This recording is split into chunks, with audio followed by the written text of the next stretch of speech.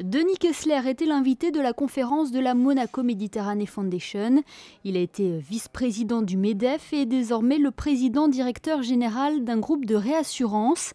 À l'hôtel Hermitage, Denis Kessler a abordé un sujet qui touche le monde entier, le désendettement.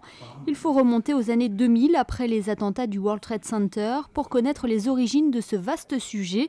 Pour éviter que l'économie ne ralentisse, beaucoup de liquidités avaient été injectées à ce moment-là, endettant pas mal d'États, de ménages ou encore d'entreprises.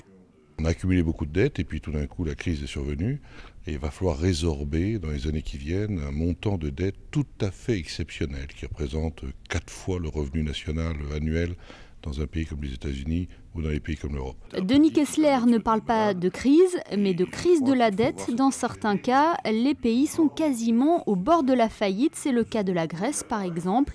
Plusieurs solutions sont possibles pour que les pays sortent la tête de l'eau, mais elles sont longues et rigoureuses.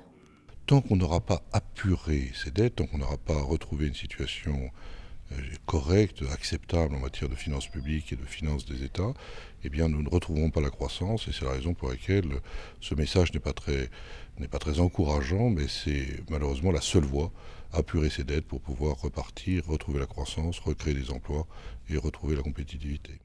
En 10 ans, nombreux sont les États qui ont accumulé les dettes. Il faudra sans doute beaucoup de temps pour les résorber. Les économistes estiment qu'il faudra entre 5 à 7 ans pour pouvoir revenir à une situation à peu près normale.